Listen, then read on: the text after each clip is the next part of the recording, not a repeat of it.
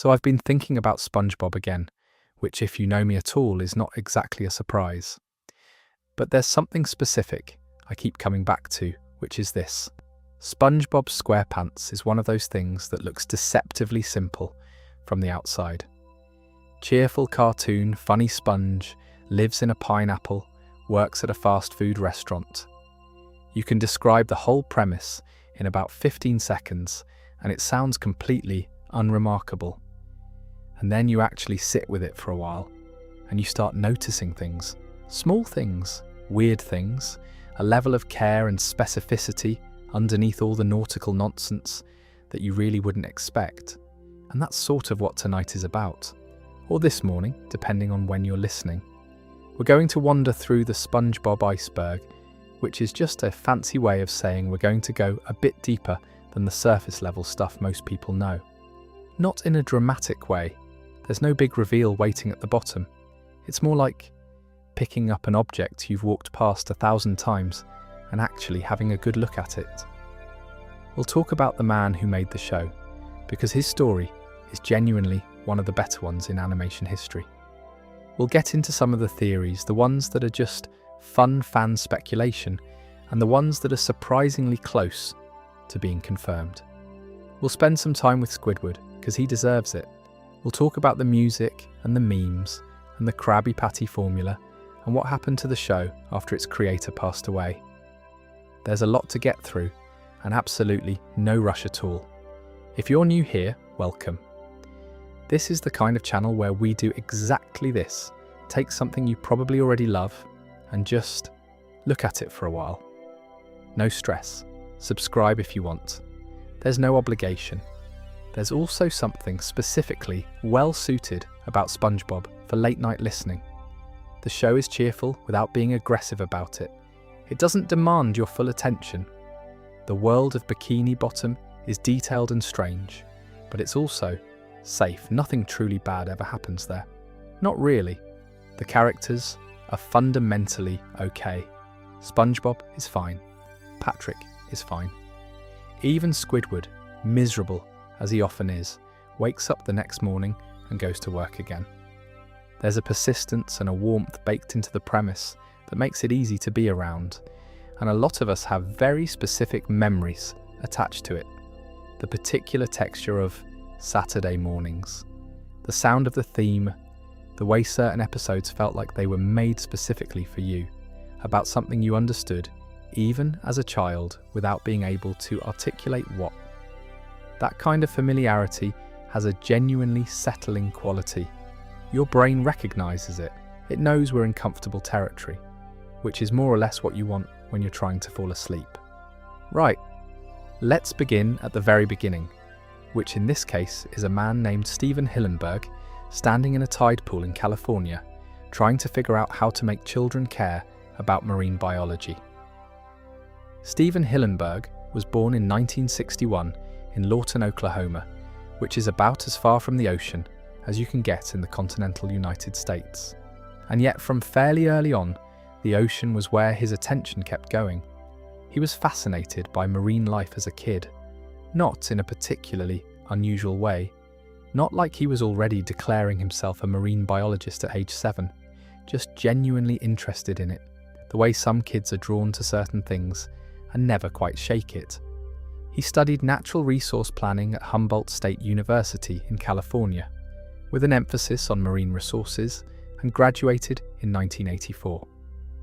Then he went to work at a place called the Orange County Marine Institute, now known as the Ocean Institute, in Dana Point, California, where he spent a few years teaching marine biology to visiting school children, and it was here that he made a comic book. It was called The Intertidal Zone, and he created it in 1989 as an educational tool, something to help the kids he was teaching understand tide pool ecology in a way that was a bit more engaging than a textbook. The comic featured anthropomorphic tide pool creatures, little illustrated characters based on candy, animals, and other fantasy beings, giving them personalities, putting them in situations. One of them was an early version of a sea sponge called Bob. The comic never got published as a standalone work, He tried and it didn't happen. But the experience of making it seems to have clarified something for him. That animation was the direction he actually wanted to go. So in 1989, after working at the Marine Institute, he enrolled in the experimental animation program at the California Institute of the Arts in Valencia. He earned his Master of Fine Arts in 1992. From there, he got a job at Nickelodeon, working as a director and writer on Rocko's Modern Life, a genuinely strange and beloved animated series from that era. When Rocko ended in 1996, Hillenburg started developing his tide pool characters into something bigger. He'd been sitting on them for almost a decade by that point. He knew what he wanted to do with them. He pitched SpongeBob SquarePants to Nickelodeon in 1997. The pitch famously included a hand-painted storyboard and an actual aquarium that he brought into the room, filled with sand and small models of the characters, so the executives could see what Bikini Bottom looked like as a physical space. It was a very Hillenburg thing to do. He was a teacher who made three-dimensional things to help people understand concepts. An aquarium made complete sense to him. The network's initial reaction was, broadly, that it was weird, which it was. They also wanted SpongeBob to be a child, a school-aged kid, which they felt would be more relatable to the target audience. Hillenburg disagreed with this entirely. SpongeBob was an adult. That was the whole point. The comedy came from an adult who had the sensibility of a child, not from an actual child. He was reportedly prepared to walk away from the project if they insisted. The compromise they landed on was Mrs. Puff's boating school, so SpongeBob could be an adult who nonetheless attends school, which satisfied the network's instinct without making him younger. It's one of those compromises where both sides got what they actually needed. Hillenburg got his adult character. The network got their school setting. The show premiered on May 1, 1999, after the Kids' Choice Awards. It became enormous. Within 2 seasons, it was the top-rated animated series on American television for children. Hillenburg, by his own account, thought they'd get 4 seasons and then it would be done. He genuinely didn't anticipate what happened. He told a journalist in 2016 that he sees SpongeBob on ice cream trucks everywhere now, that there's bootleg SpongeBob merchandise from Mexico, that in Egypt people wear hijabs with SpongeBob on them. He seemed genuinely amazed by it every time someone asked. His inspiration for SpongeBob's personality came partly from figures like Jerry Lewis, Stan Laurel, and Pee Wee Herman, comedians who played innocent, childlike adults navigating a more cynical world. The essence of the show, he told the Associated Press in 2001, is that SpongeBob is an innocent in a world of jaded characters. Everything else was, as he put it, absurd packaging. Mr. Krabs, for what it's worth, was at least partly based on a former manager Hillenburg had at a seafood restaurant. The French narrator who opens each episode was modelled on Jacques Cousteau, the legendary oceanographer and filmmaker. When the narrator appears visually in the show, he's wearing a diving helmet with a red beanie, which was Cousteau's signature look. These little biographical threads are scattered all through the early seasons, if you know to look for them. He was diagnosed with ALS, amyotrophic lateral sclerosis, also known as Lou Gehrig's disease, in 2017. He died on November 26, 2018, at the age of 57. The outpouring that followed was immediate and genuine. Nickelodeon called him a beloved friend and longtime creative partner. The cast and crew were devastated, and the fandom, the people who grew up with the show, had a very public, very sincere moment of collective grief. What his passing set in motion for the franchise is something we'll get into properly later. But for now, it's enough to know that the show exists because a marine biology teacher in California made an educational comic book about tide pool creatures, and then spent the better part of a decade figuring out how to turn it into something bigger. That's a genuinely lovely origin story. I don't know. I find it quite moving, actually. One more thing worth noting about Hillenburg before we move on. His work on Rocko's Modern Life wasn't just a day job before the real thing. He directed, wrote, and contributed meaningfully to that show, which itself had a particular sensibility. Slightly absurdist, layered with adult humour that went over children's heads. Built on well-observed human, or animal human, types navigating mundane situations with surreal outcomes. You can see the Rocco influence in early SpongeBob, particularly in how the show handles working life and the comedy of routine. SpongeBob's enthusiastic embrace of his fry cook job, Squidward's exhausted cashier existence, Mr. Krabs' obsessive management of a fast food restaurant. These are Rocco's comedic concerns dressed in different clothes. And the cast, the core voice cast for SpongeBob, assembled around the pilot and has stayed remarkably consistent for more than 25 years.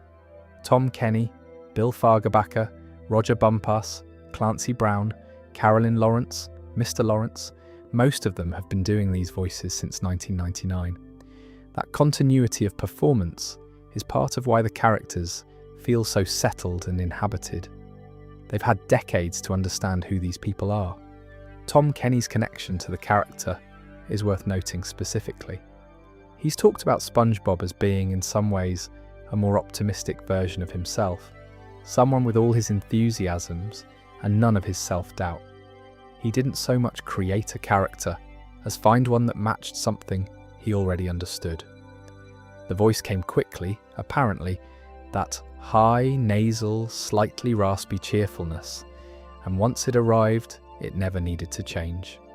Over 25 years of recording, Kenny and SpongeBob have grown into each other to the point where the distinction between performer and character feels genuinely thin. Kenny also voices Gary the Snail, giving a different register to the same body, essentially, and voices the French narrator. So in a very real sense, Tom Kenny is SpongeBob, and he's SpongeBob's pet, and he's also the voice of God at the beginning of every episode. There's something quite funny about that arrangement. Right, so Bikini Atoll. Bikini Atoll is a real place. It's a coral reef atoll in the Marshall Islands in the Pacific Ocean, roughly halfway between Hawaii and the Philippines. It consists of 23 small islands arranged around a central lagoon. Tom Kenny, the voice of SpongeBob, confirmed in a 2015 interview that Bikini Bottom is named after Bikini Atoll. So that part is settled. What makes the location interesting and a bit more complicated than just a funny name is what Bikini Atoll actually is in the real world. Between 1946 and 1958, the United States used it as a nuclear weapons testing site. 23 nuclear tests in total. The largest, detonated on March 1, 1954, was called Castle Bravo. It was a hydrogen bomb, and its yield was equivalent to roughly 1,000 Hiroshima-sized weapons. It's still one of the largest nuclear tests the US ever conducted. One of the tests was detonated underwater. The explosion was photographed. And if you look at that photograph, the shape of the blast, the mushroom cloud formation rising from the surface of the water, and then you look at the explosion shapes that appear throughout SpongeBob SquarePants, they're the same shape. Every big explosion in the show replicates that underwater nuclear detonation. Whether that was conscious or not, nobody from the production has said definitively, but the similarity is there. The Bikinian people, the indigenous inhabitants of the atoll, were relocated before testing began in 1946. They were told it was temporary, that they could return. They never fully could. A group was allowed back in the 1970s, but evacuated again in 1978 after it was discovered they had ingested more radioactive cesium from the environment than any known human population. The contamination will persist for thousands of years. The atoll is still essentially uninhabitable. It was designated a UNESCO World Heritage Site in 2010 as a nuclear test site, which is a quietly devastating category for a World Heritage Site to be. This is the context underneath the name Bikini Bottom. Whether Hillenburg intended the connection to carry weight, or whether it was primarily a visual pun on the swimwear, a bikini bottom is the lower half of a two-piece bathing suit. Hence Bikini Bottom, which is underwater, isn't entirely clear. Probably both things were true simultaneously, knowing him. The fan theory that's grown out of this is fairly elegant in its way. The theory goes, the reason Bikini Bottom has sentient, civilization-building, talking sea creatures is nuclear radiation. The creatures mutated. Generations of exposure to residual radiation from the Bikini Atoll tests produce the world we see in the show. Fish who drive cars, crabs who run restaurants, squid who play the clarinet badly. The radiation did all of this. There are a few pieces of evidence that people point to. The show has a visual and cultural aesthetic that stuck somewhere in the late 1940s and 1950s. The fashion, the cars, the general texture of Bikini Bottom civilization feels like it crystallized around a specific era. The nuclear tests ran from 1946 to 1958. That's your era. Sandy Cheeks is a squirrel from Texas who lives underwater. Squirrels don't belong in the ocean. Sandy, under the theory, is there because of the following detail. Chipmunks and other small animals were among the creatures transported on US Navy vessels during the nuclear testing period at Bikini Atoll. Small mammals ended up in and around the atoll as part of the military operation. Sandy's presence, a land mammal who somehow ended up at the bottom of the sea, fits neatly into this framework. Rock Bottom, the strange dimly lit district far below Bikini Bottom, where SpongeBob gets lost in the Season 1 episode of the same name. The creatures there are significantly more unusual, more alien, harder to pass than the inhabitants of Bikini Bottom proper. Under the theory, Rock Bottom is a nuclear crater, which explains why the life there is so distinctively strange, even by the show's standards. As for what the people who actually make the show think, writer and voice actor Mr. Lawrence confirmed to Esquire that the Bikini Atoll connection was part of the fun of the show. An anonymous Nickelodeon staff member told Cracked in 2021 that the nuclear origin theory is more or less considered canon among people who work on or adjacent to SpongeBob, though they stayed anonymous out of professional caution. Nickelodeon's official position has been something in the range of, the show is set in Bikini Bottom, which is technically accurate and not very illuminating. There's a 2017 marine biology study, not related to SpongeBob, just actual science, that found marine life has returned to the nuclear crater at Bikini Atoll in significant numbers. The original populations died off, but new populations moved in. The coral has regrown. Fish live there now. Scientists noted potential mutations in nurse shark populations. Life found a way back, in other words, which is maybe the most SpongeBob thing that's ever happened in the real world. I don't know what Hillenburg intended the connection to carry. I suspect he thought it was funny, and also that he knew the real history, and that he allowed both things to sit alongside each other without feeling the need to resolve them into a single statement. That feels consistent with who he was, someone who cared deeply about marine science and marine history, who wouldn't have named his fictional undersea city after Bikini Atoll without knowing what Bikini Atoll was.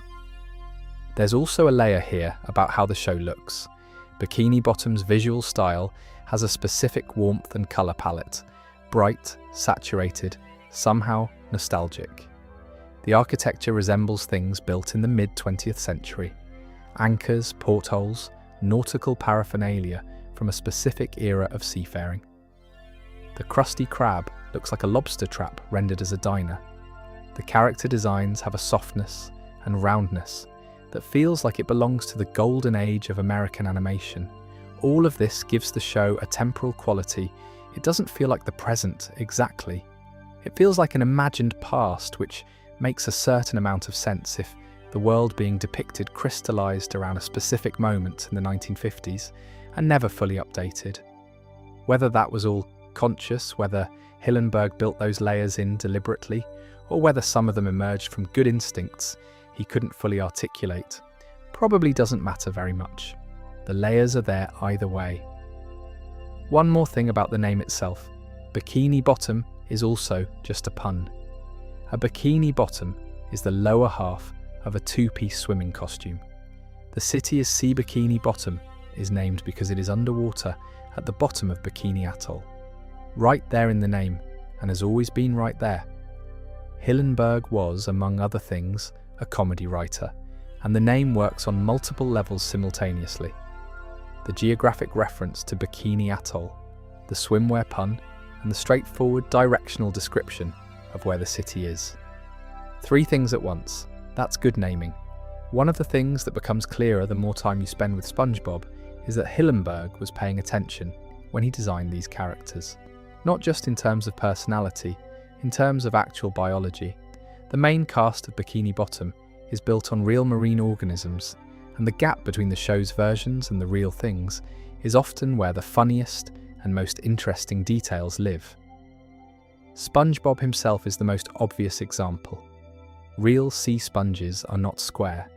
They're irregular, asymmetrical, soft creatures with a porous structure that filters water for nutrients. They don't have faces.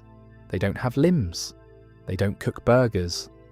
Hillenburg, as a marine biologist, knew exactly what sea sponges actually look like, which is why the story of how SpongeBob got his shape is so good. Hillenburg initially drew natural sponges for the character and found them hard to work with visually. They were lumpy, organic, difficult to animate expressively. Then he drew a rectangular kitchen sponge, the kind you wash dishes with, and he said it looked so funny that he knew he'd found the right shape.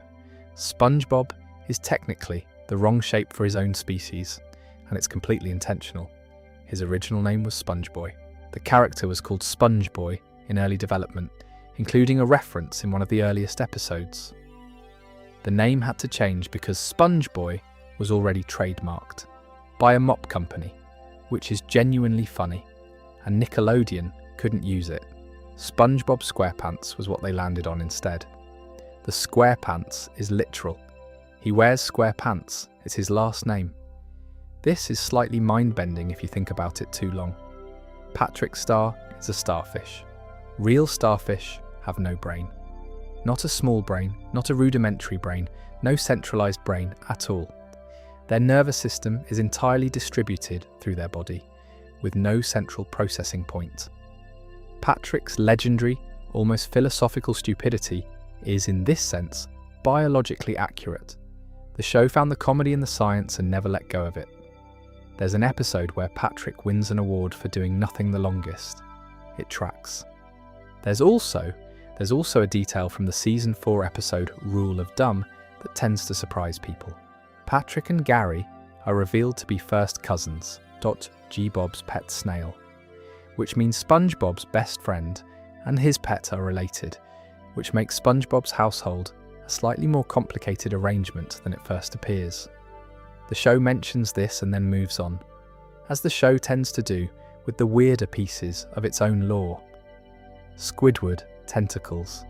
His name has squid in it. He lives in a giant Easter Island stonehead. He plays the clarinet. And he is confirmed in multiple episodes by the creators, by his voice actor, an octopus. Not a squid, an octopus. Hillenburg was apparently asked about this at some point, and the gist of his answer was that he thought octopuses looked funnier than squids. Squidward has 6 limbs rather than 8, because animating 8 was too complicated. Roger Bumpass, who voices Squidward, confirmed the octopus thing in interviews. The name is just wrong, and everyone has agreed to live with it.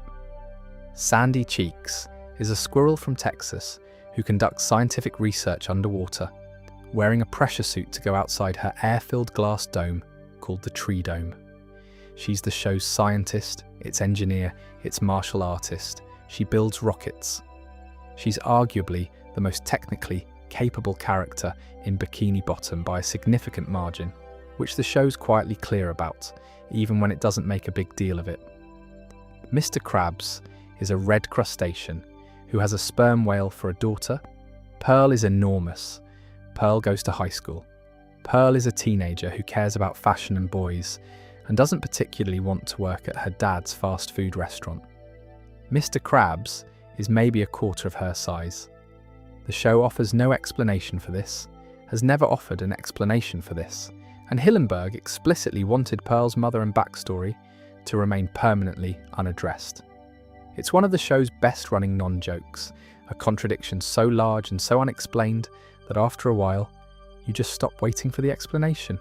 Plankton is a copepod, which is an extremely small crustacean. His wife, Karen, is a computer. The show plays this entirely straight. Their marriage is one of the more functional relationships in Bikini Bottom. They bicker, but they clearly need each other, and the care between them is visible in how they interact. Karen often has more sense than Plankton, and he usually eventually admits this. It's a nice dynamic. Gary the snail is SpongeBob's pet, lives in his house, and communicates exclusively through meowing.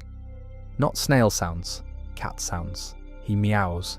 The show treats him as an extremely competent domestic presence who clearly understands everything SpongeBob says and has a rich internal life that never gets verbalized.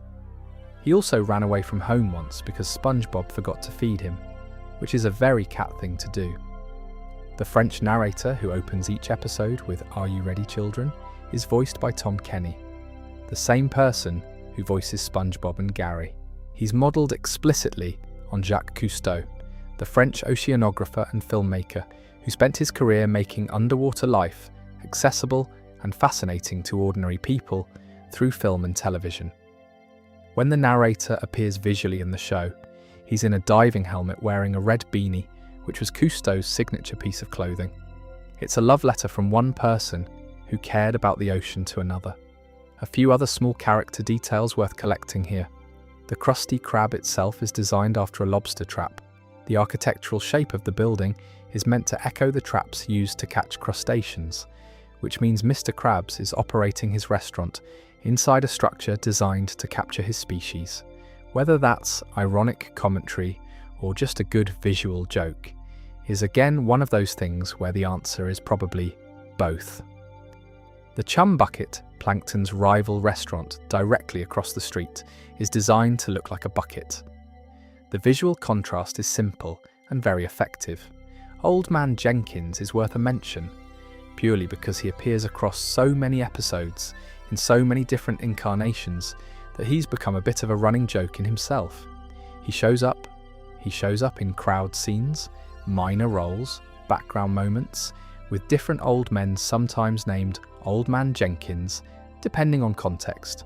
Runner-in joke that persisted long enough to become a tradition. And Mrs. Puff, SpongeBob's boating teacher, who inflates when frightened, has been teaching SpongeBob to drive for the show's entire run without any notable progress. SpongeBob is an excellent cook, a good friend, a decent jellyfish hunter, and a completely catastrophic driver. Mrs. Puff has been injured in the course of his driving lessons many times. She has a rich inner life of suppressed despair about her situation. She's a very good character who the show has occasionally used brilliantly. There's a detail in Mrs. Puff's characterization that's easy to miss. Her first name is implied to be Mary, and there are occasional background suggestions that she has a complicated history involving a husband who was turned into a lamp. The show has never confirmed this properly, but there's a lamp in her house that bears a certain resemblance to a pufferfish, and a few episodes have hinted at the backstory without committing to it. Whether this is a real piece of intended lore or an elaborate series of coincidences that fans read as intentional is genuinely unclear. The show has always been comfortable leaving things like this in the margins. One more character worth pausing on briefly, Larry the lobster, who appears at Goo Lagoon regularly and represents the fitness-obsessed beachgoer type. Larry's consistent presence across many seasons, despite never being a main character, has earned him a kind of affectionate regard from the fan community. He shows up, he lifts things, he offers a counterpoint to the show's generally unathletic cast. He's very committed to what he does. This one has been circulating for a very long time now, and it's one of those theories that's both more and less confirmed than people usually claim. So let me actually go through what we know. The origin of the theory, as far as anyone can trace it, is a fan who heard writer and voice actor Mr. Lawrence mention in a Season 1 DVD audio commentary that Steven Hillenburg had designed the 7 main characters with the 7 deadly sins in mind. That single reference in an audio commentary that most people never listened to eventually became one of the most widespread SpongeBob theories on the internet. So, the source is a real thing. Someone who worked on the show said something about it. What that thing means is where it gets more complicated. The theory, as fans usually present it, assigns each character a sin fairly neatly. Patrick is sloth. He lives under a rock, does essentially nothing, and in one episode received an award specifically for doing nothing longer than anyone else. This one is basically undeniable. Mr. Krabs is greed. He is defined entirely by his desire for money, makes every decision through the lens of financial gain, and is willing to do almost anything for a relatively small amount of it. Also undeniable, Squidward is wrath, constantly angry, resentful, irritable, prone to genuine explosions of frustration at the people and circumstances around him. Pretty solid. Plankton is envy. He wants everything Mr. Krabs has, specifically the Krabby Patty formula and the success that comes with it. His entire existence is organised around coveting what his rival possesses. Sandy is pride. She is the strongest and smartest creature in Bikini Bottom, and she knows it and is not remotely shy about it. Gary is gluttony. The show has a running gag across multiple episodes about SpongeBob needing to remember to feed Gary, Gary's constant hunger, and the consequences of neglecting it. Gary once ran away from home because he wasn't being fed properly. As sins go, gluttony fits. That leaves SpongeBob and lust, which is the pairing that makes people pause. In the traditional theological sense, lust isn't strictly romantic. It refers to overwhelming desire and appetite, and excessive wanting. Under this reading, SpongeBob's relentless enthusiasm, his desperate need to be liked and included, his overwhelming desire to connect with everyone around him, that's lust. It's a stretch in one direction, and a reasonable reading in another. Tom Kenny's take, when asked about it in the Esquire reunion video, was essentially that SpongeBob would probably just really want to work more at the Krusty Krab, which is true and also fairly funny. In that same Esquire reunion video, the cast addressed the theory directly. Roger Bumpass thought the Patrick and Krabs connections were obvious. Mr. Lawrence, who had apparently made the original comment that started everything, gave a more measured response. He said the characters were likely conceived with this kind of symbolic framework in mind, comparing it to Gilligan's Island, where each character represents a different human type. But he was clear that it wasn't as rigid as this one is lust, this one is envy, in a one-to-one correspondence. It's like the 7 deadly sins, was how he put it. Not that it literally is the 7 deadly sins, mapped precisely. The Gilligan's Island comparison is actually quite useful. That show also had 7 stranded castaways, and there's a long-running fan theory that they each represent one of the 7 sins. The show's Kiar, the creator of Gilligan's Island, confirmed the fan theory about the 7 deadly sins. Emerge naturally when you write a cast of 7 characters who each have a dominant personality trait. The human mind looks for systems, and the 7 deadly sins is one of the oldest personality taxonomy systems in Western culture.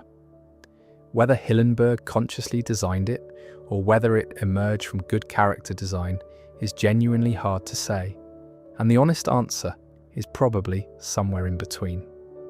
What I find interesting about the theory is less whether it's true, and more what it reveals about how carefully the show's main characters were built.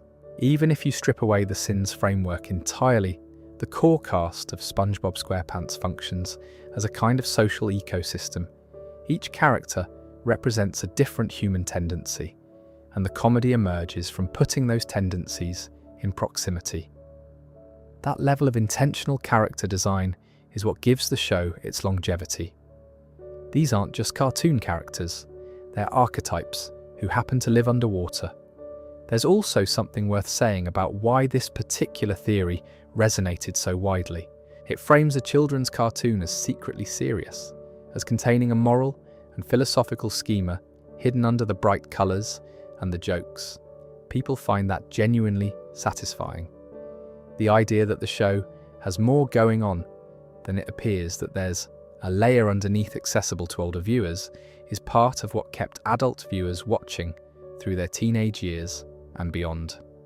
The sins theory gave people a vocabulary for something they'd already sensed. This show is smarter than it looks. The fact that Mr. Lawrence, in his Esquire response, essentially confirmed the framework exists while declining to verify the specific assignments is the most interesting outcome of the theory becoming public. He said the characters each represent a specific kind of thing, without spelling out what those things are. That's either cagey or genuinely accurate to how Hillenburg worked, not from a rigid taxonomy, but from an intuition about character that happened to align with one. I want to spend some proper time with Squidward, because I think he's the most interesting character in the show, and also the most misunderstood. The surface reading of Squidward tentacles is grumpy neighbour, failed artist, comic antagonist, whose misery is the punchline. The show punishes him constantly. His clarinet recitals go wrong. His neighbours don't give him peace. His ambitions come to nothing. He's the joke. That's how the character works on one level, and it works well. The contrast between his enormous self-regard and the reality of his situation is funny in a reliable, almost mechanical way. But there's another reading that's been growing louder for years, particularly as the people who grew up watching the show have become adults with their own versions of Squidward's problem. Squidward wanted to be an artist. He has genuine talent. The show's actually careful about this, giving him real moments of skill and genuine musicality. And yet he's ended up as a cashier at a fast food restaurant in a town where nobody appreciates what he's trying to do. He insists on staying at the Krusty Krab until his clarinet career pays off. It never pays off. He keeps showing up. His clarinet is not just a running gag. It's his coping mechanism. It's the one thing in his life that belongs entirely to him. Not the job, not the neighbours, not the circumstances. The clarinet is where he goes when everything else is unbearable. There are episodes where you see him practice late at night, alone, in a way that's more about sustaining himself than performing for anyone. The show has the generosity to show this even when it's also making jokes about how bad he sounds. Squilliam Fancison is the character the show uses most deliberately to externalize Squidward's particular pain. Squilliam is Squidward's old-school rival, the version of Squidward who succeeded, wealthy, famous, genuinely talented, wearing a unibrow like a badge of victory. Squidward reacts to Squilliam with a specific kind of distress that isn't quite envy in the simple sense. It's more like confronting the version of your life that almost happened. The road not taken, but the road not taken is doing extremely well and keeps showing up to remind you. Mark Ceccarelli, one of the show's co-executive producers, has said that his main point of identification with Squidward is that he tried to play the clarinet and never really learned, which is a wonderfully mundane and specific connection. The show is partly being made by people who feel like Squidward sometimes. It shows. The contrast with SpongeBob is where the show's central tension lives. SpongeBob's relentless positivity is funny, and also, genuinely the show's thesis. He's the innocent who never became jaded. Squidward is the jaded person. He finds SpongeBob's enthusiasm actively distressing, not because it's fake, but because it's real. And its realness highlights how much of his own enthusiasm has eroded. Two people living next door to each other, one of whom still finds everything wonderful, and one of whom has stopped, and neither of them fully understanding the other. That's a real dynamic. It's recognisable. What makes Squidward ultimately sympathetic, rather than just pathetic, is that the show is willing to let him win sometimes. Band Geeks, which we'll get to properly when we talk about the music, is the most famous example, but it's not the only one. The show gives him genuine moments of joy and competence and recognition, then usually takes them away, but the moments are real. He's not purely a punching bag. He's someone who has real capacity that the world keeps failing to meet. The internet's relationship with Squidward has shifted significantly over the years. When the show was new, Squidward was the irritable obstacle, the adult who wouldn't let SpongeBob have fun. As that original audience grew up, Squidward became something closer to a mirror. "I am Squidward" is something people say online with a mixture of humour and genuine recognition. He became a symbol for the experience of being someone who wanted to make things, who had plans and ambitions, who got up anyway and went to a job that wasn't the plan. That's a lot of people. He earned their solidarity. One detail that sharpens all of this: Squidward's house is an Easter Island moai, one of those enormous stone heads. He chose to live in it. In a neighbourhood of more conventionally shaped homes, Squidward elected to inhabit a monument, which tells you quite a lot about how he sees himself. The monument is slightly crumbling. The neighbours are a sponge and a starfish. He practices the clarinet through his open window, and nobody enjoys it. The gap between the grandeur of the self-image and the reality of the situation is almost poignant if you hold it for a moment. There's a sequence in the episode Squid on Strike where Squidward successfully convinces SpongeBob to join a labour strike against Mr. Krabs. SpongeBob, being SpongeBob, takes the strike so seriously that he dismantles the Krusty Krab board by board. Squidward is horrified. He wanted collective action. He got chaos. It's a good joke, but it's also a small portrait of Squidward's perpetual problem. He has genuine ideas and good intentions that consistently produce outcomes he didn't intend, because he's surrounded by people who interpret things differently than he does. Stephen Hillenburg had a specific vision for what SpongeBob SquarePants was and wasn't, and he defended that vision with unusual persistence for someone working inside a large entertainment corporation. A set of rules about the show's fundamental nature emerged over time, some from explicit statements he made, some from battles he won with the network, some from principles that became apparent through his decisions. SpongeBob had to be an adult. This was the hill Hillenburg was prepared to die on from the very beginning. Nickelodeon executives wanted the character to be a school-aged child, which they felt would be more relatable. Hillenburg disagreed entirely and was reportedly ready to walk away from the project. The compromise: Mrs. Puff's boating school, allowing SpongeBob to attend school as an adult, preserved what he needed without surrendering it.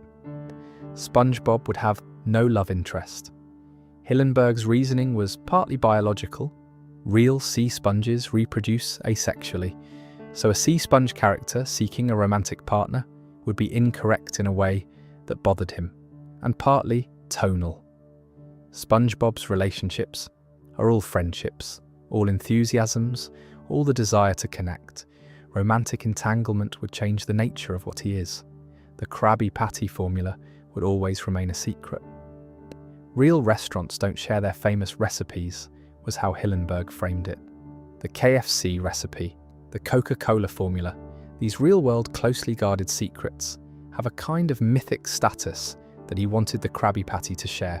We'll go into the formula in more detail later, but the rule itself is worth noting as a creative principle. Some mysteries are more valuable than any answer. No spin-offs. He said it plainly in a 2009 interview. The show is about SpongeBob. He's the core element, and it's about how he relates to the other characters. Patrick by himself might be a bit too much, so I don't see any spin-offs.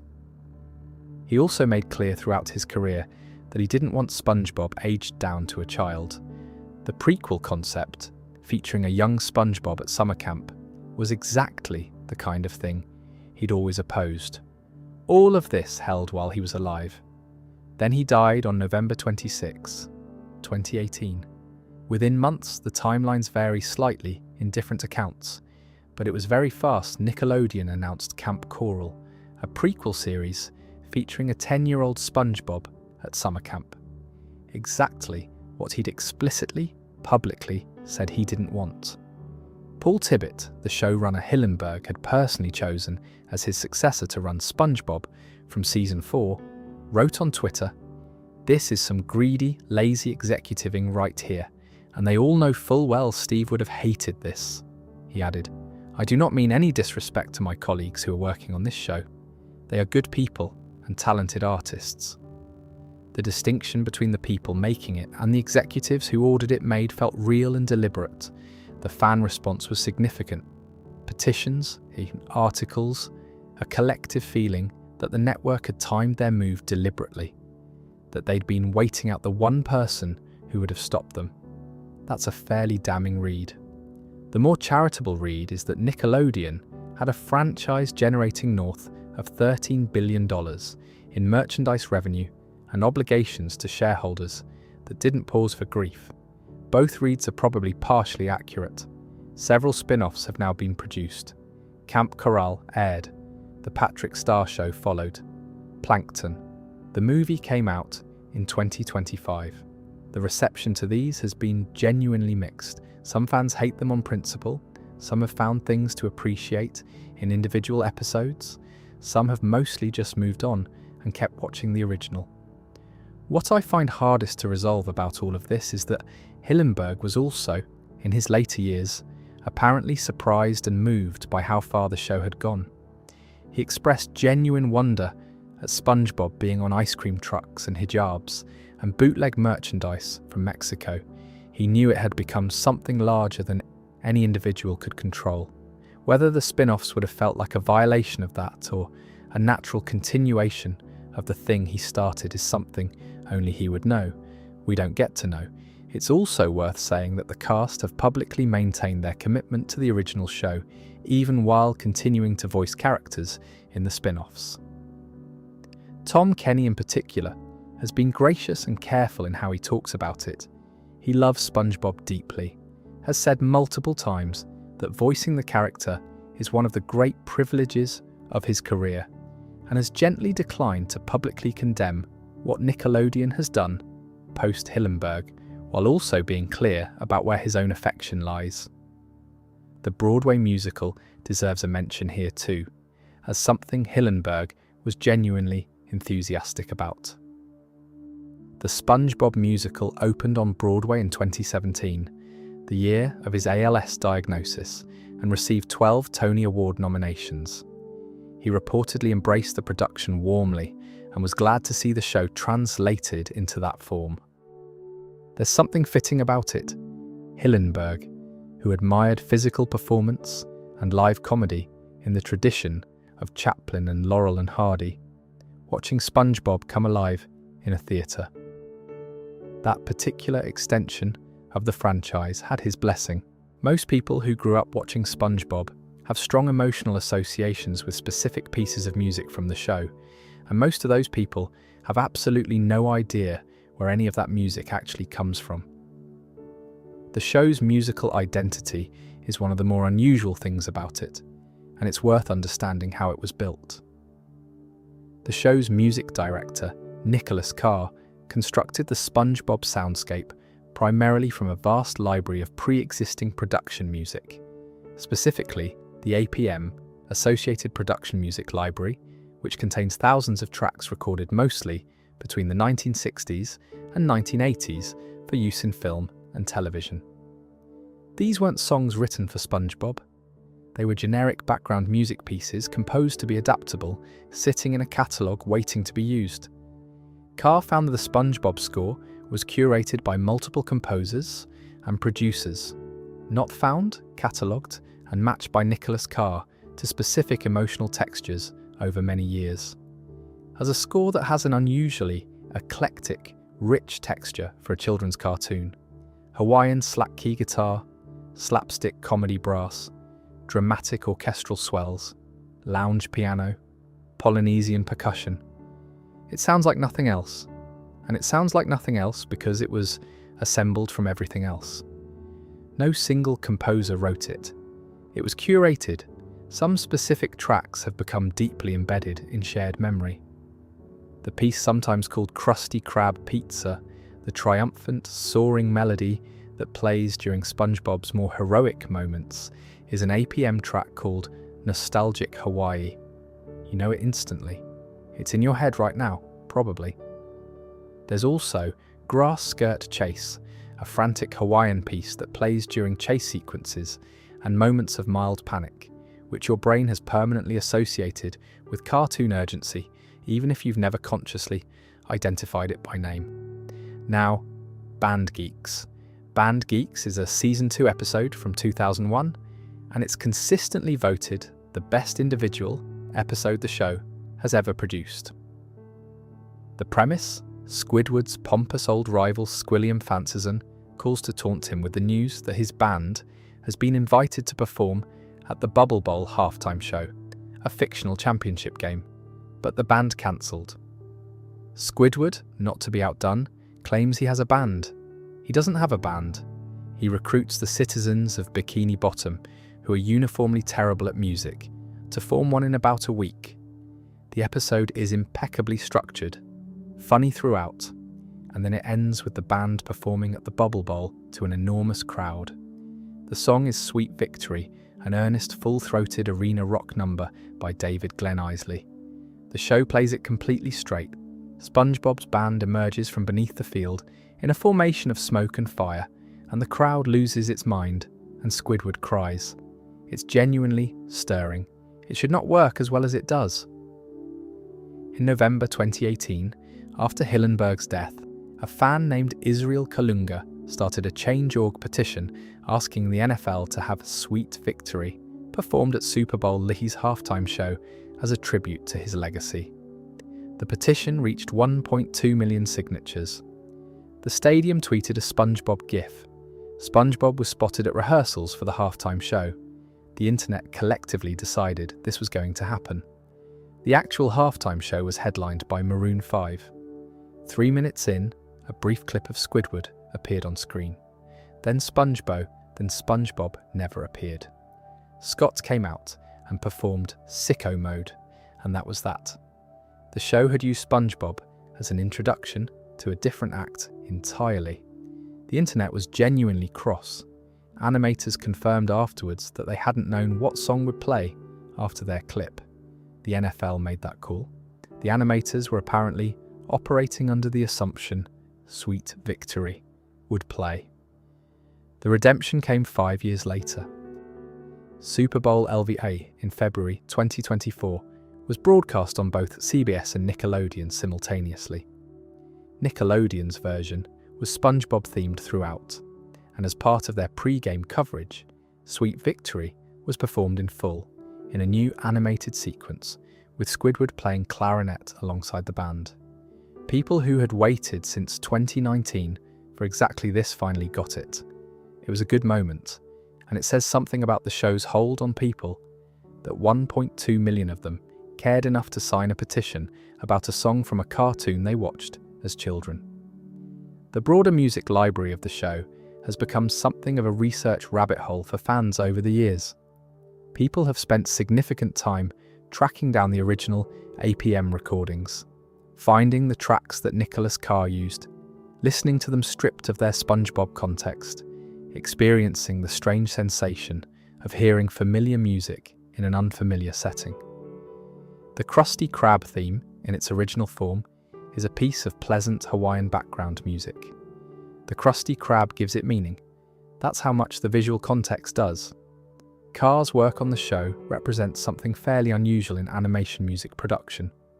Most animated series have original scores composed specifically for them. SpongeBob's approach, building a consistent, recognizable sound world out of pre-existing material, required an extraordinary amount of knowledge and organizational skill. Carr had to know what was available, know what he needed emotionally, and match them precisely enough that the result felt unified rather than assembled.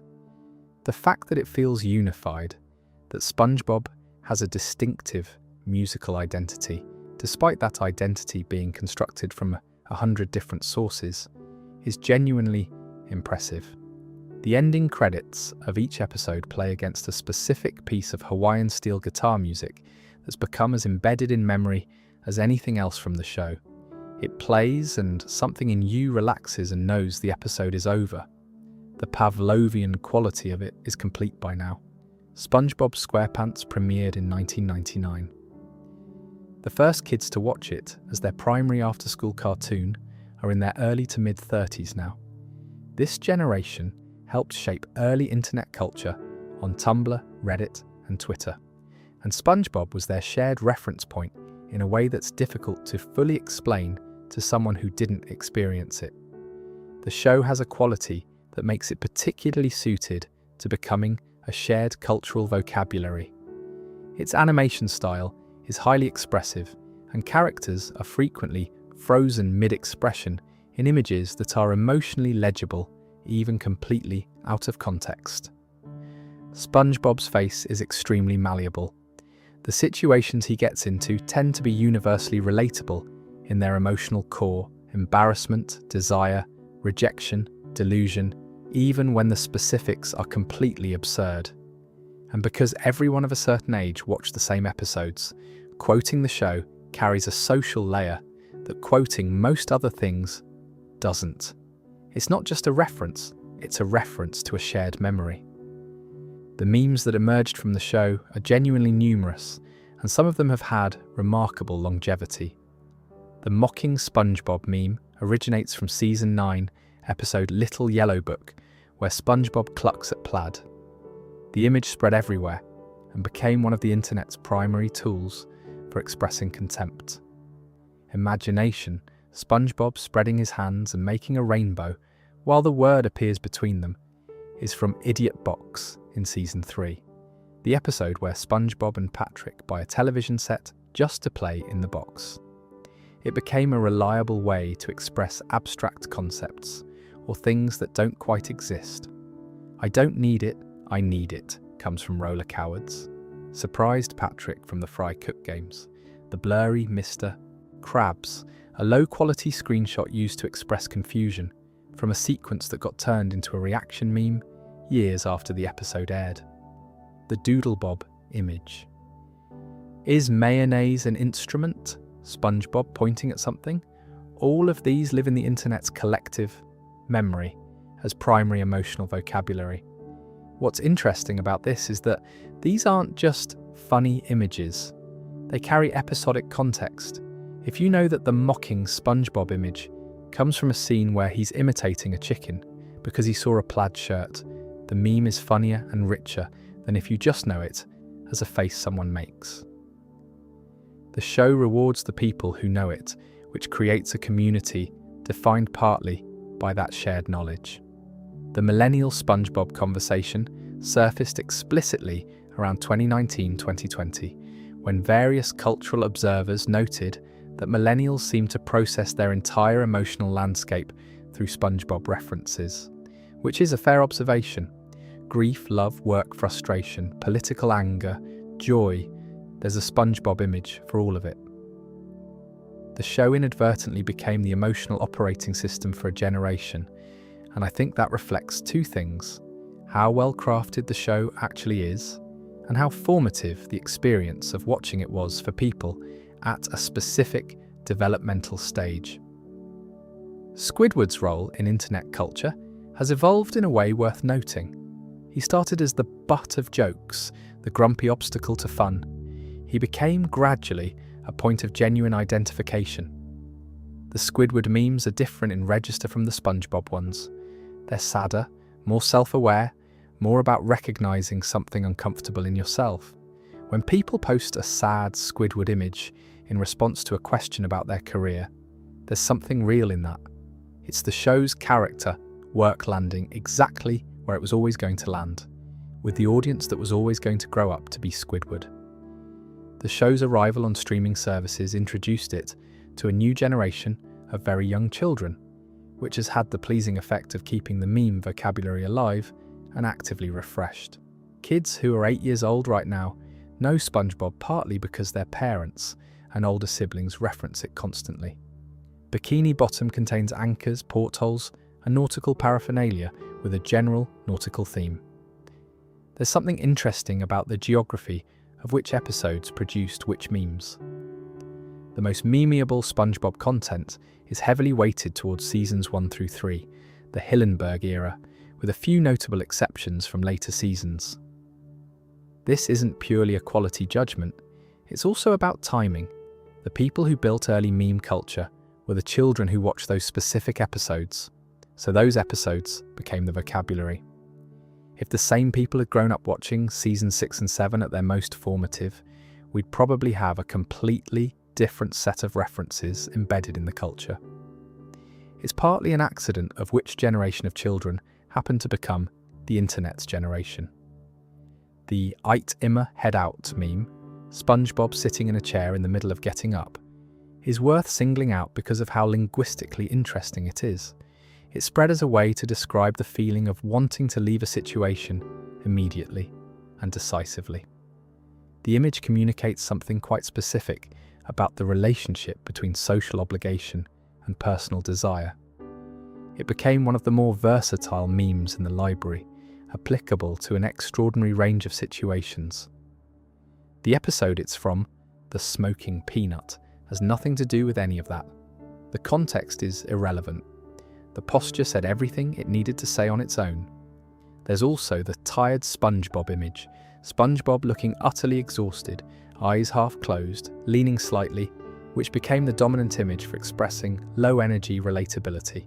And handsome Squidward from the episode The Two Faces of Squidward, where Squidward's face gets repeatedly hit and eventually becomes conventionally attractive, producing a more symmetrical version of him that haunts the rest of the episode. The image was used online to express aspirational thinking, the idea of a better version of yourself lurking just below the surface. What's genuinely interesting about the SpongeBob meme ecosystem is how persistent it's been. Most memes have a lifespan of weeks or months before fading. SpongeBob memes have been continuously in circulation since roughly 2012 and show no real signs of decline. New ones emerge periodically, old ones resurface contextually. The show has become such an embedded reference point that it refreshes rather than exhausts. The Krabby Patty formula is the engine of the entire plankton vs. crabs conflict, which is one of the show's longest-running recurring plots. Plankton has been trying to steal the formula since the first season. Krabs has been protecting it since the first season. The show has never revealed what's in it, and based on what Hillenburg said, it never will.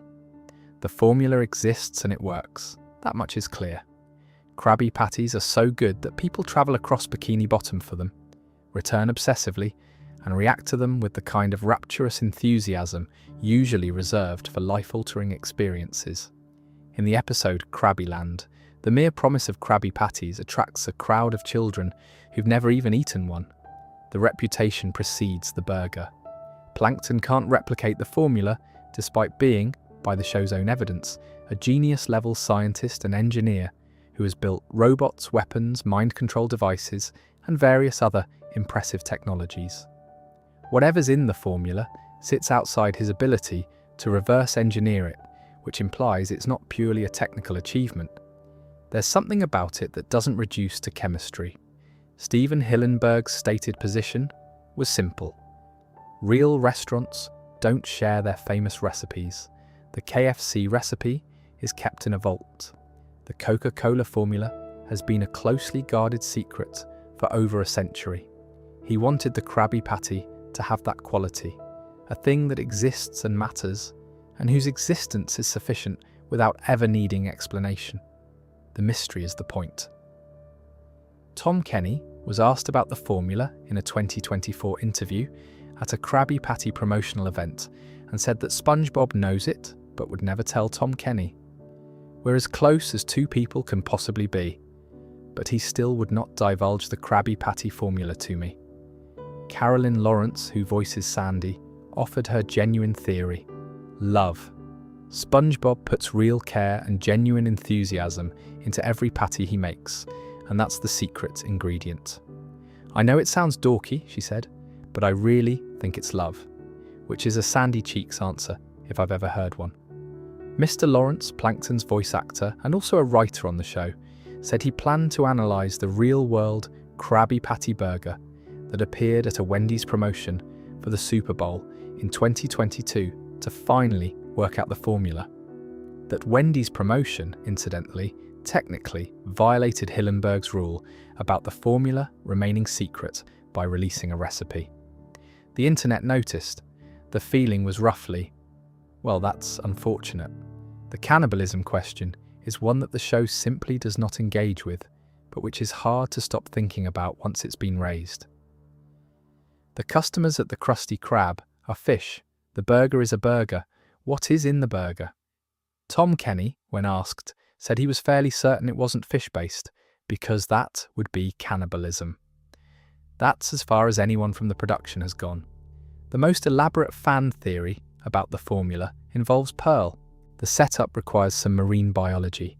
When a whale dies and sinks to the ocean floor, its body creates what's called a whale fall, which sustains an entire ecosystem for decades.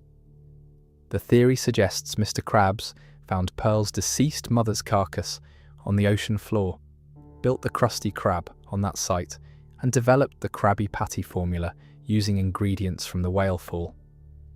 Pearl is then being raised by the man who uses her mother as a secret ingredient.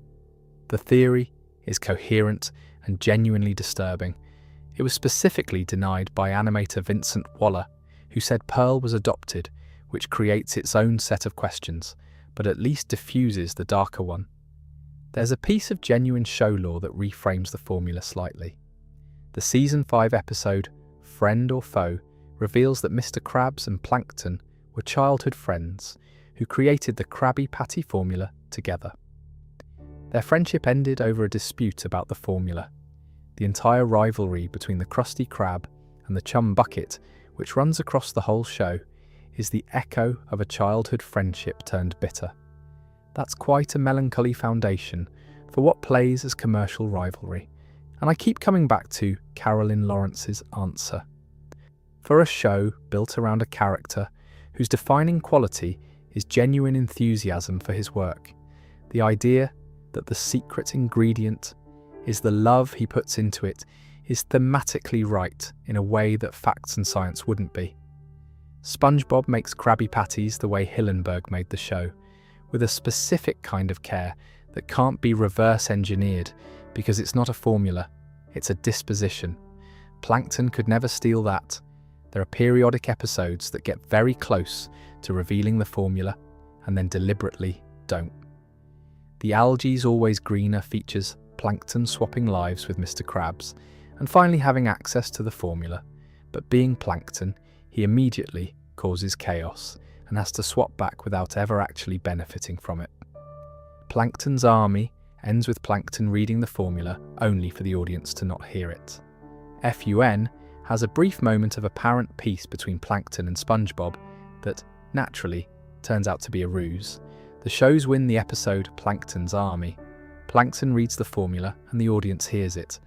A discipline that requires knowing exactly how much tension to generate without resolution. Every near revelation is a small reminder that the formula's value comes from its inaccessibility, and giving it to the audience even briefly would deflate something that's been building for 2 decades. Plankton's restaurant, the Chum Bucket, serves chum, which is the ground-up bits of fish used as fishing bait. Nobody eats there voluntarily. The failure of the Chum Bucket relative to the Krusty Krab is presented as a matter of quality, but there's also a simpler explanation. One restaurant serves things people want to eat, and almost nobody eats there voluntarily. He is part of what makes the rivalry feel simultaneously high stakes for Plankton and faintly absurd for everyone watching. Sandy Cheeks came from Texas, moved to the ocean to conduct scientific research, and has been building rockets and inventing things and winning karate tournaments ever since. She lives in the Tree Dome, a large glass dome on the ocean floor that's full of air, containing a tree, a bird, a flower garden, and Sandy's various scientific equipment. Visitors need to wear a water helmet to come inside. When Sandy leaves, she wears a pressure suit because she needs air and the ocean doesn't provide it. She's the show's outsider in a structural sense. Every other main character is native to Bikini Bottom. Sandy came from above, from the surface world, from a place with different physics. She maintains her surface world identity, Texan, scientific, athletic, while living somewhere that is entirely not her natural environment. The tree dome is essentially a small piece of the above-water world preserved underwater, which is a nice metaphor for how Sandy herself works. Her character gives the show a legitimate reason to engage with actual science, because Sandy does actual science. She invents things, she experiments, she studies. The show's willingness to take her intelligence seriously, not as a quirk but as her defining characteristic, is one of its better qualities. In the original seasons especially, Sandy is the most competent person in Bikini Bottom by most measures. She's stronger than everyone, smarter than everyone in a practical applied sense, and more capable of building things that work. The show doesn't undercut this. Hillenburg's marine biology background shows up throughout the show in specific ways that are easy to miss. The word cnidaria appears in the show. It's the actual scientific phylum for jellyfish. Hillenburg taught tide pool ecology at the Ocean Institute, and tide pool creatures, anemones, hermit crabs, sea stars, urchins, appear throughout the show with their actual characteristics intact even when given human personalities. The show's narrator is based on Jacques Cousteau, who spent his career making marine life accessible to non-scientists through film. There's a line from Hillenburg's teaching life to the show's entire premise. This is still a project about making people care about the ocean. Sandy's connection to the Bikini Atoll nuclear theory is worth a moment. As noted when we were talking about the atoll, chipmunks and other small mammals were transported on US Navy vessels during the nuclear testing period. Small land animals ended up in and around Bikini Atoll as part of the military operation. Sandy's existence as a land mammal who ended up living permanently at the bottom of the sea fits into this picture, whether or not that's what Hillenburg intended. Her Texas pride is one of the show's more affectionately handled recurring elements. It comes up constantly. She's fiercely and slightly absurdly Texan, in the way of someone who is very far from home and compensates by being more intensely themselves. The Season 1 episode, Texas, is the one that makes this explicit. Sandy gets homesick. She misses the surface. She wants to leave. SpongeBob and Patrick have to convince her to stay, which they do with a song that's partly sweet and partly just them listing things they like about Texas. It's a genuinely warm episode underneath the comedy. As the show pro SpongeBob and Patrick convince Sandy to stay by mocking Texas and then surprising her with a Texas-themed party.d increasingly improbable devices. This is partly the show's natural logic of escalation. Everything gets bigger over time, and partly a genuine creative enthusiasm for her capabilities. A few episodes give her the show's most interesting standalone stories, precisely because her relationship to Bikini Bottom is different from everyone else's. She can leave. She chooses not to. That's an interesting place for a character to be. One small detail I find charming: the show's title card is displayed against a background of animated coral and sea life that changes slightly between seasons. In the early seasons, the coral backgrounds are actually fairly accurate to real coral reef ecosystems in terms of the species represented. Hillenburg signed off on that level of detail. It was the marine biologist in him refusing to let the background art be generic. Sandy's karate is a consistent thread through the show's run and worth acknowledging properly. She and SpongeBob practice karate together regularly. It's one of the warmest recurring dynamics in the show. There's a version of SpongeBob and Sandy's friendship that's simply two people who found a shared activity they both love and do it together. The episodes built around their sparring have a different energy from SpongeBob's friendship with Patrick. Lighter, more equal, based on mutual respect for each other's ability. Sandy takes SpongeBob seriously as a karate opponent, which is one of the nicer things anyone does for him. The episode Pressure from Season 1 is worth a specific mention here. Sandy and the sea creatures have a debate about whether life above or below water is superior. Sandy's Texan pride gets mixed up with her surface world pride, and she goes to considerable lengths to prove that land creatures are better adapted. eventually surfacing without her suit to prove she can handle it. SpongeBob and the others turn out to be able to do things underwater that Sandy can't. The episode ends without a real winner and is quietly one of the more gracious pieces of writing in the early seasons. Nobody has to be wrong for the other person to be right. And in a nice full circle moment, Sandy's tree dome contains an actual tree. A land tree, a live tree, growing under the sea inside a pressurized dome. The episode Texas has a moment where SpongeBob and Patrick argue about what a tree is, having never seen one before, and their attempts to recreate what they imagine a tree to be are genuinely charming pieces of comedy. It's one of those moments where the show uses the inherent strangeness of its premise to do something warm. These two underwater creatures encountering a thing so ordinary to us and finding it completely alien. The tree is just a tree. To them, it's as remarkable as anything else. Mr. Krabs in the early seasons is greedy, yes, but also warm. He takes SpongeBob under his wing in a genuine way. He's proud of the Krusty Krab as an institution. His greed is a personality trait and a reliable source of comedy. He's a bit of a scoundrel, but a fondly drawn one. You root for him, sort of, when he's up against Plankton. You understand him. He built something from nothing, and he protects it fiercely. The shift happens gradually across the later seasons, particularly post-season 3, and the fandom has been discussing it for years. Krabs' greed becomes increasingly the whole of his character. Episodes appear where he willingly endangers SpongeBob for financial gain, cheats his employees, including SpongeBob, who gets paid almost nothing and seems unclear on this, and commits acts of genuine cruelty for relatively small monetary amounts. The show keeps escalating what he's willing to do, and it stops feeling like a character quirk and starts feeling like something darker. There's a specific episode, One Course Meal, that fans frequently cite when discussing how far the character drifted. Mr. Krabs discovers that Plankton is afraid of whales, Pearl specifically, and he exploits this phobia methodically, disguising himself as Pearl to drive Plankton to genuine psychological collapse. The episode ends with Plankton lying in the road hoping to be run over. It's played as comedy. A lot of people found it too far. It's an example of the show, at certain moments, losing track of where its own darkness was going. The backstory the show has provided for Krabs is actually quite interesting, and humanises him in ways the later seasons sometimes forget. Shell of a Man reveals he served in the Navy before the restaurant.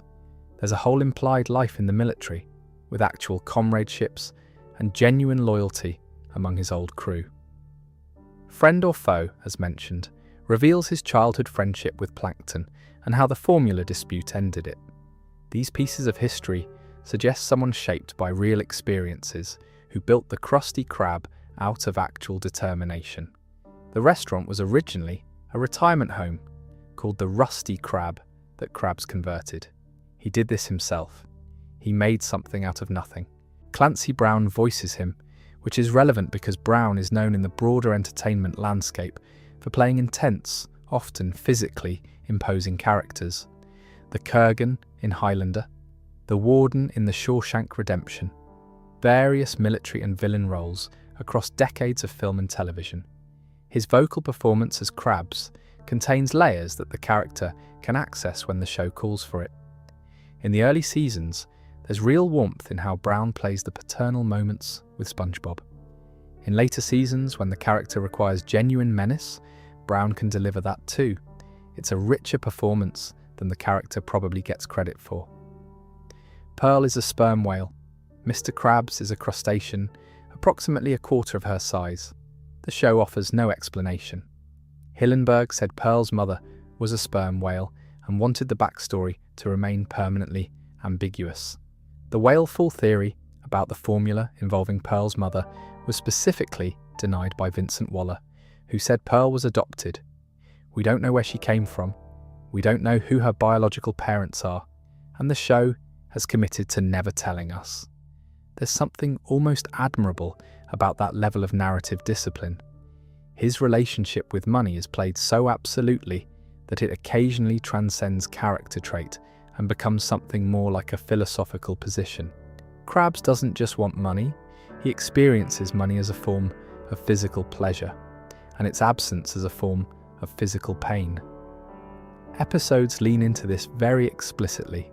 It's the show taking the allegory all the way to the edge. What the Krabs-Plankton friendship reveal does to the show's emotional texture is worth staying with for a moment. If you watch Plankton's attempts to steal the formula, knowing that he and Krabs created it together as children, knowing that his obsession with the formula is partly an obsession with recovering something that was his, the rivalry becomes significantly sadder. Plankton isn't trying to steal a competitor's trade secret. He's trying to reclaim something he feels was taken from him. And Krabs, who profited enormously from the formula Plankton helped create, is perfectly willing to let his childhood friend fail indefinitely, rather than acknowledge that the formula's origins were shared. There are no heroes in Friend or Foe. There are just two people who made a choice decades ago and have been defined by it ever since. The show sometimes gave Krabs genuine moments of warmth that make the later Dark Krabs episodes feel more jarring in retrospect. His relationship with SpongeBob in the early seasons has real paternal energy.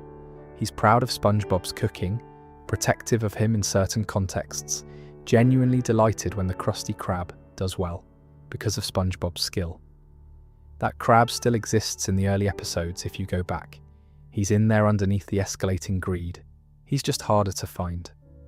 Rather than try to give you a comprehensive tour of over 300 episodes, I want to spend some time with the ones that stick out, the ones that were doing something unusual, even by SpongeBob's standards, or that land differently once you know a bit more about the show.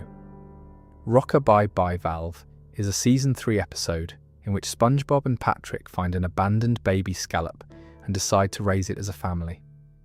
The episode is a pretty direct parody of heteronormative domestic arrangements. SpongeBob stays home to care for the baby, Patrick goes to work, and when Patrick keeps coming home late without having actually worked, he'd been watching television, he went to a fancy restaurant, SpongeBob becomes resentful of the unequal division of labour. The episode aired in 2002. It handles all of this with a completely straight face, never winking at the audience about what it's doing. I've seen various accounts suggesting Nickelodeon didn't fully register what the episode was when they aired it. SB 129 from Season 1 is Squidward's time travel episode. He accidentally freezes himself in a time capsule, wakes up thousands of years in the future, then continues backwards through time until he ends up in a void called nowhere. Pure white space, no sound, no ground, nothing. Squidward in Nowhere is one of the most genuinely unsettling sequences in the show. He starts screaming. Then he invents jellyfish because he needs something to be annoyed by. The episode predates a lot of the more explicitly surreal animation work that would come later in children's television. It feels ahead of its time. Rockin' SB 129, Squidward invents jellyfishing wrong bus and ends up in a strange, dimly lit world far below Bikini Bottom, where all the creatures speak with an extra consonant, specifically a raspberry sound inserted between every word. The geography of Rock Bottom is never explained. The creatures are genuinely alien in a way the rest of the show's population isn't, and the whole episode has a quiet, low-grade anxiety to it. Under the Bikini Atoll theory, Rock Bottom is a nuclear crater. The episode makes more sense if you assume whatever is down there has been more thoroughly affected. Squid's Visit is a Season 6 episode that a lot of fans find quietly disturbing. SpongeBob steals Squidward's vacuum cleaner, so Squidward will have to come to his house to retrieve it. When Squidward enters SpongeBob's pineapple, it has been redecorated to look exactly like Squidward's own house. Every detail has been reproduced with obsessive accuracy. The episode is played entirely for laughs, and the comedy is real, but there's something in it about SpongeBob's attachment to Squidward that the show rarely acknowledges this directly. It goes a bit further than friendship.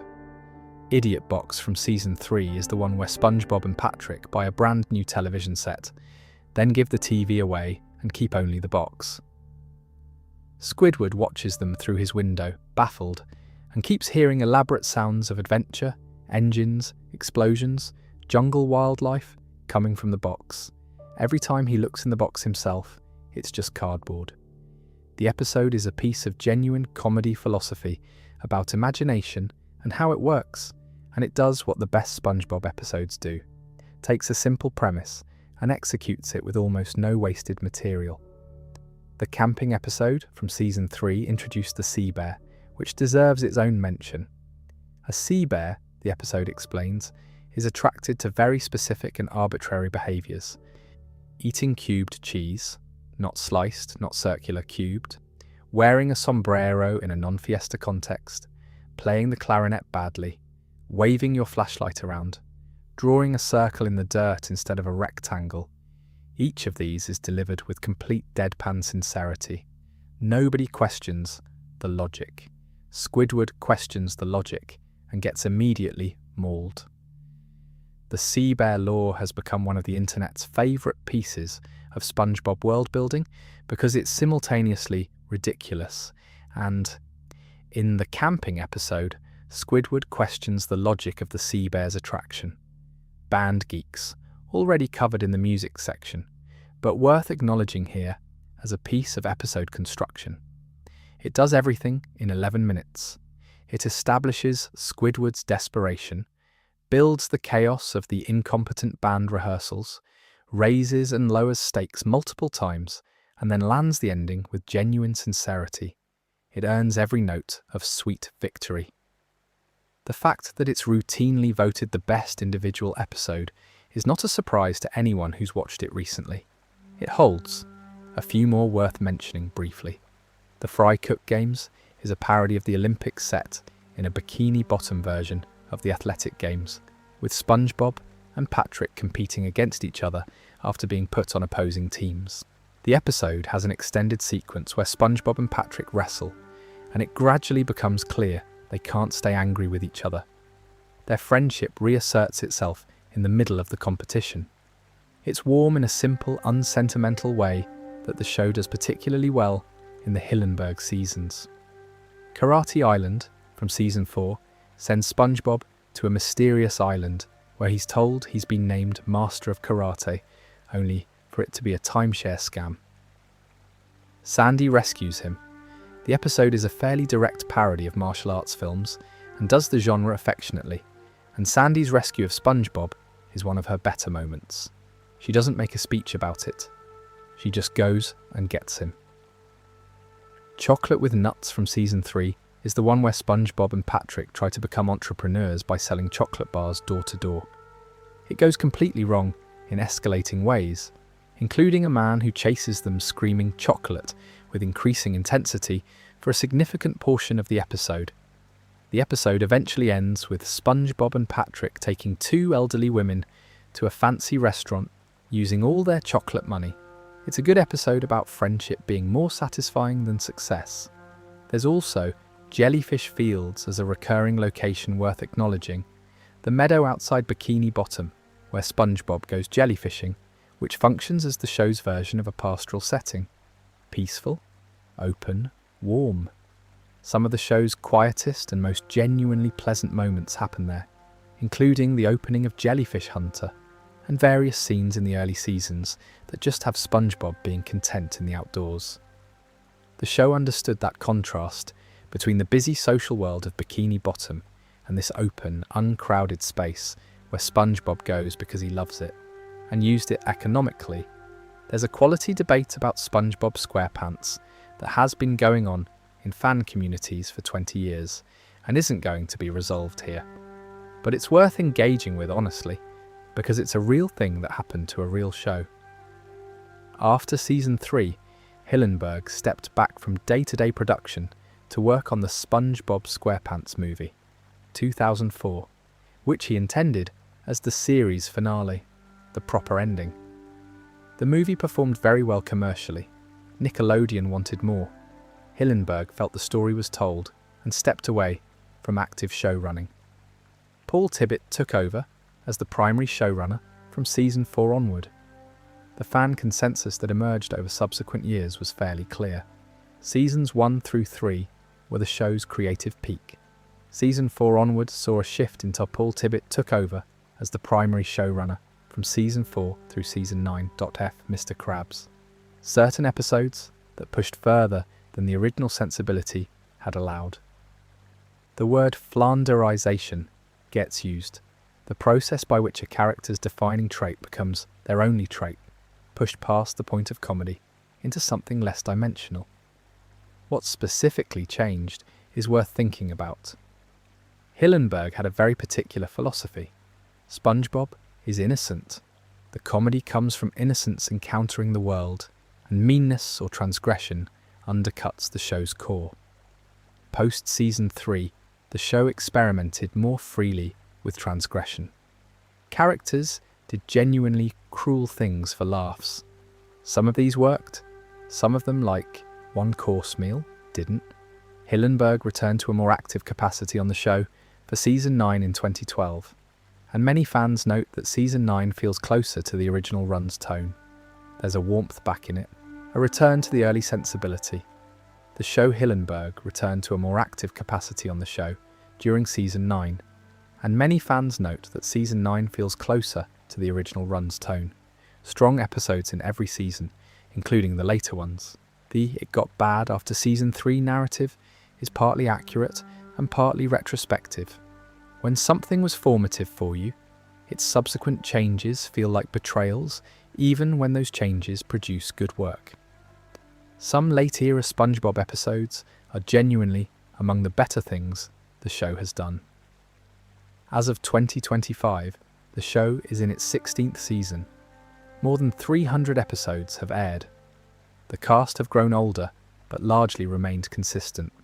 Tom Kenny, Bill Fagerbakker, Roger Bumpass, Clancy Brown, Carolyn Lawrence, Mr. Lawrence, still mostly the same people who were there at the pilot. The show has outlasted the network era that produced it, transitioned to streaming, found multiple new audiences, and kept going. The franchise now includes the movies, the spin-offs Hillenburg opposed, a Broadway musical, immersive experiences, merchandise, promotional partnerships, and a 2025 theatrical film, the SpongeBob movie, Search for SquarePants. The merchandise figures are significant enough that they don't really function as numbers. They function as a different way of saying, this is part of global culture now. There's a version of this that's melancholy, and a version that isn't. The melancholy version, the show's creator had specific intentions for what it was, and institutional pressures have diluted or violated those intentions. The other version, 26 years is an extraordinary run for any creative work, and the fact that 3 generations of children have had the same reference points, the same shared vocabulary, the same cheerful yellow fry cook, that's not nothing. Hillenburg wanted to make kids curious about the ocean, and the show is still doing that, in whatever form, for a kid who was born last year. That's worth something. What the first SpongeBob movie, 2004, accomplished that sometimes gets underappreciated. It works as a genuine ending. If you watch seasons 1 through 3 and then the movie, the story has an arc.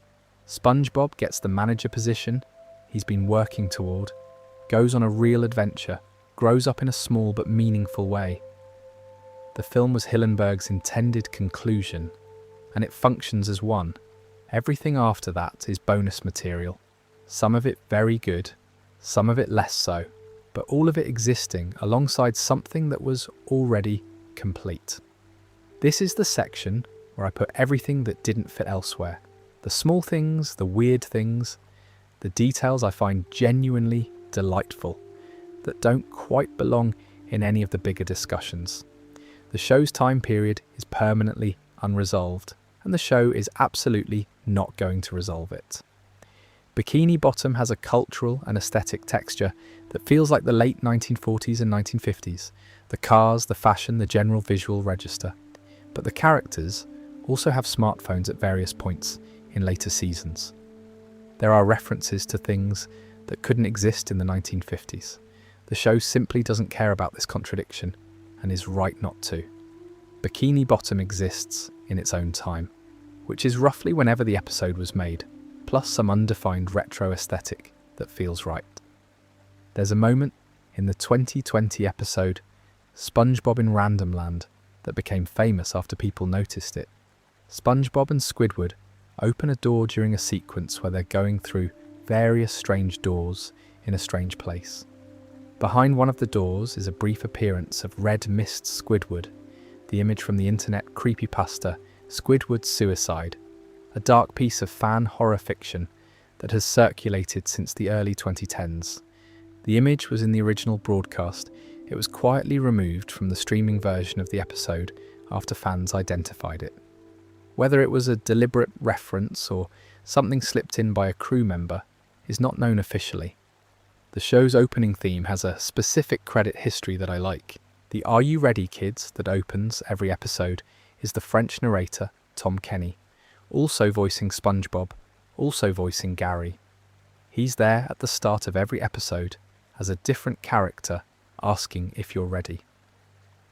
The SpongeBob SquarePants chant that forms the chorus was recorded with a real band. The theme was co-written with Derek Dryman, the show's creative director in the early seasons. Gary's full name is Gary the Snail. Patrick, the SpongeBob SquarePants chant that forms the chorus was recorded with real local children. ST name plus species descriptor as a surname, which means SquarePants is SpongeBob's actual family name. The SquarePants are his heritage. This has been sitting plainly in the title since day one. The Patchy the Pirate segments, live-action sequences featuring Tom Kenny as a human SpongeBob superfan, appear in various SpongeBob specials and have a specific, low-budget charm. Patchy lives in the real world and experiences SpongeBob as a television show he loves. Kenny plays him with genuine physical commitment. The segments are odd in a way that fits perfectly with the show's wider aesthetic. Grass Skirt Chase, the APM track that plays during chase sequences, has become so deeply embedded in shared memory that many people hum it without knowing what it is or where it comes from. It was recorded decades before SpongeBob existed. Nicholas Carr found it in a catalogue, and it became, through repetition, one of the most recognisable pieces of television music of the last 20 years. There's Something Fire the track Grass Skirt Chase was composed specifically for SpongeBob SquarePants, not recorded decades before the show existed. Our corporate background use becoming a cultural touchstone through a completely unforeseeable journey. In Rockabye Bye Valve, when SpongeBob and Patrick sign the adoption papers for their baby Scallop Jr., Patrick signs his name as Patrick SquarePants. The episode just lets this sit there, without comment. It's one of my favourite small details in the whole show. The relationship between Hillenburg and the show's real marine science is still felt in specific places. Marine biologists who were children when SpongeBob premiered have mentioned it as part of what got them interested in the ocean. Hillenburg wanted the show to make kids curious about marine life. He used to teach kids about tide pools and watch them become fascinated by things they'd never thought about before. The show is, in some ways, still doing that teaching, just at an enormous scale across a generation, dressed up in a way that doesn't look like teaching at all. There's a study I find genuinely charming. Real marine life has returned to Bikini Atoll's nuclear crater in significant numbers, decades after the tests. Coral has regrown. The ecosystem has partially rebuilt itself. Scientists have noted potential mutations in some species. Life persisted and came back. It's probably the most SpongeBob-adjacent piece of actual science in the world. The real Bikini Bottom finding a way to exist, strange and improbable and alive under the sea. The show has been translated into multiple languages, and something interesting happens in the translations. Many of the character names change, and some of the translations are genuinely better than the English versions in their local context. In the French version, Squidward is called Carlo. In the German version, Patrick is Patrick Star, but SpongeBob is spelled SpongeBob Schwammkopf. Schwammkopf meaning sponge head, which is both accurate and slightly more aggressive. The German title card somehow makes the show feel even more absurd. There's also the matter of Larry the Lobster, Bikini Bottom's resident fitness enthusiast, who appears throughout the show in various contexts, usually at Goo Lagoon, the show's beach equivalent. Larry's commitment to physical fitness is played as its own mild joke, but he's also just a consistent resident of Bikini Bottom with consistent characterization across many episodes. The show has a surprisingly deep background cast that rewards attention. Many of the fish who appear as extras across the series have names, histories, and running gags associated with them in the writer's room, even when that information never makes it to screen. The episode Frankendoodle from Season 2, in which SpongeBob finds a magic pencil that brings drawings to life and accidentally creates a malevolent scribble version of himself called Doodlebob, produced one of the show's most beloved images. Doodlebob holding the pencil and saying "me hoi minoi," which is apparently what scribble people say. Doodlebob has remained a fan favourite for reasons that go beyond the episode's actual quality. There's something about a barely coherent scribble version of the main character that people find deeply funny and oddly poignant. Me hoi minoi has entered the broader SpongeBob vocabulary in a way that probably nobody predicted when the episode aired in 2002. And then there's the pineapple. SpongeBob lives in a pineapple. It just sits there on the ocean floor, complete with windows and a door and a second story and a living room and a kitchen and a bedroom for Gary. No explanation is offered for why there is a pineapple there or how it came to have an interior architecture. In later seasons, a running gag emerges where the pineapple is occasionally destroyed and then simply reappears intact by the next episode. The pineapple is permanent. The pineapple is load-bearing. The pineapple is not to be questioned. I find this genuinely comforting, for reasons I can't fully articulate. There's a pineapple under the sea. Someone lives in it. He goes to work every day and makes burgers, and his friends come over and things happen, and then the next episode begins. The world is strange and the people in it are strange, and none of it makes complete sense, and everyone is basically okay. That's what the show is under everything else. That's why it's still here. That's why it's the right thing to fall asleep to. So, that's most of it, I think.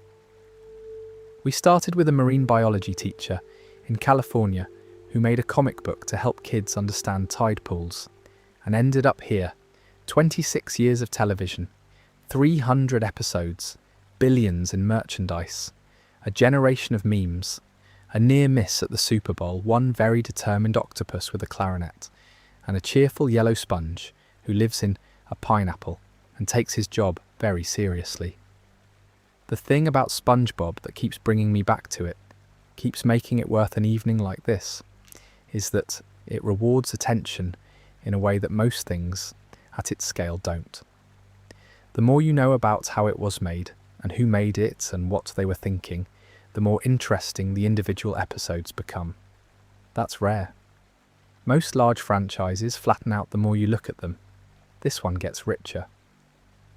Steven Hillenburg was a marine biology teacher who wanted kids to find the ocean interesting. He made a comic book, then he made a show, and somewhere along the way the show became one of the most widely distributed pieces of culture in the world. He was alive long enough to see SpongeBob on hijabs in Egypt and bootleg merchandise from Mexico, and he seemed genuinely amazed by it every time someone asked. He made something that got away from him in the best possible way, and then he had to watch it partly get away from him in the other sense too. Both of those things happen to the same person and the same show. The characters are still there, the way they always were. SpongeBob, relentlessly cheerful, genuinely good, making Krabby Patties with love as the secret ingredient. Patrick under his rock, not quite asleep. Squidward, practicing his clarinet at a window, nobody is listening through. Sandy, building something in her dome. Gary, waiting to be fed. Mr. Krabs, counting something. There's more to explore than we got to tonight. The movies each deserve their own conversation. There are specific episodes with enough depth to spend an hour on. The spin-offs have their own complicated place in the story, and maybe we'll get to those. But for now, this is a reasonable place to stop. Thanks for spending the time with this. I hope it was something worth drifting off to.